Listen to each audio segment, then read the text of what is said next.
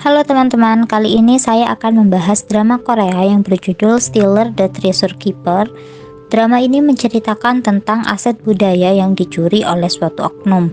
Nah, dalam drama ini terdapat komplotan pencuri misterius yang bernama Skang. Aksi pencurian itu tentu saja tidak akan mudah karena ada tim pemulihan aset budaya walaupun tidak resmi, yakni Karma. Karma berusaha menangkap oknum-oknum yang terlibat dengan Skang yang aksinya tidak tersentuh hukum.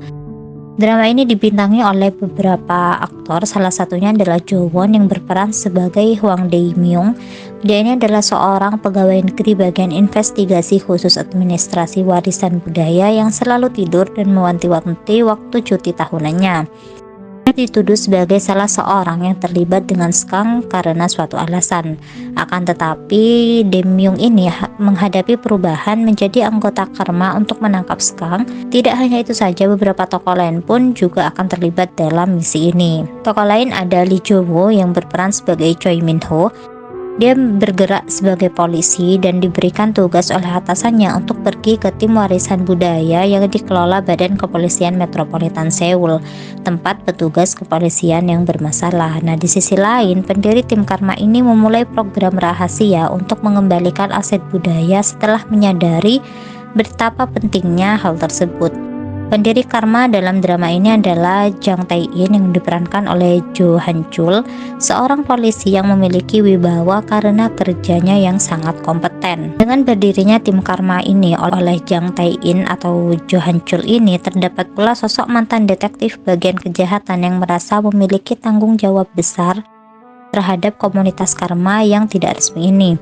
Dia adalah Shin Chan-hoon yang diperankan oleh Kim Jae-won yang juga memiliki sikap pemarah.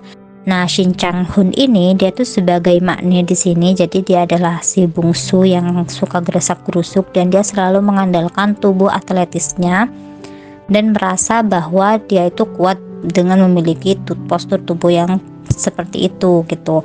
Namun di sini dia tuh masih kekanak-kanakan banget gitu teman-teman. Dia tuh masih gegabah dan suka terburu-buru dalam mengambil keputusan. Nah, dalam scene ini mereka ini kan sedang menjalankan sebuah misi. Di sini si Chang-hoon ini ditugaskan untuk menjaga di luar arena. Jadi yang masuk ke dalam itu adalah ketua timnya dan si Chang-hoon ini menjaga di luar. Dan dia awalnya tuh berkelahi dengan beberapa kelompok gitu, namun dia berhasil mengalahkan mereka. Setelah dia berhasil mengalahkan suatu kelompok tadi, muncul lagi kelompok lainnya. Nah, di kelompok ini nih sepertinya ada orang yang sangat kuat sehingga membuat si Chang-hoon ini tumbang gitu teman-teman. Dia tidak sengaja tergores oleh pisau. Awalnya si Chang-hoon ini sangat pede kalau misalnya baju yang dia pakai itu tembus peluru gitu. Nah, ternyata dia tuh memakai model lama. Makanya ketika dia ditusuk dan dia digores oleh pisau, dia tuh sempat terluka. Nah, si operatornya di sini mengetahui kalau misalnya si Chang-hoon ini sedang berada dalam keadaan yang tidak baik-baik saja. Dia tuh ingin mendatangi si Chang-hoon karena si Chang-hoon ini adalah makna yang memang harus benar-benar dijaga. Dia itu berniat untuk membantu si Chang-hoon, namun ketika hendak keluar dari mobilnya ini, di luar sudah banyak banget sekelompok orang yang menghadang dia gitu. Nah, akhirnya dia juga ikut tumbang gitu teman-teman. Si Chang-hoon masih berusaha dengan sangat keras untuk melawan si kepala pemberontak ini tadi, namun percuma, si Chang-hoon sudah terluka cukup parah. Nah, di hari lain si Chang-hoon ini juga sedang menjalankan suatu misi. Nah, tiba-tiba di perjalanan dia itu dihadang oleh anggota Skung itu tadi teman-teman. Nah, si kakak-kakaknya, si senior-seniornya ini mengetahui hal tersebut. Mereka langsung bergegas untuk menyelamatkan si Chang-hoon karena mereka tahu si Chang-hoon ini sedang berada dalam masalah.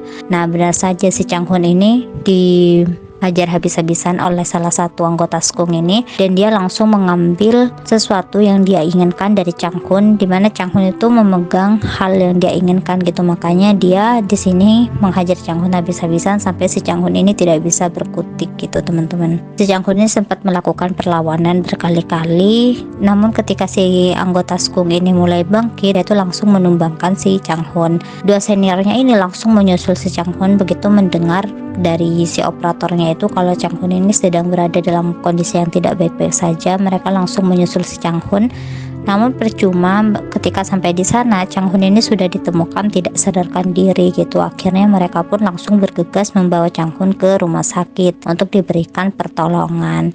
Jadi di sini Chang Hun ini sebenarnya dia tuh kuat teman-teman, cuma dia tuh suka gerasak gerusuk dan mudah terbawa emosi. Dia tuh sangat pemarah. Jadi ketika disenggol sedikit dia tuh langsung meluapkan semua emosinya tanpa berpikir panjang gitu. Dia tuh masih sedikit labil karena di sini juga di tim Karma ini dia adalah yang termuda.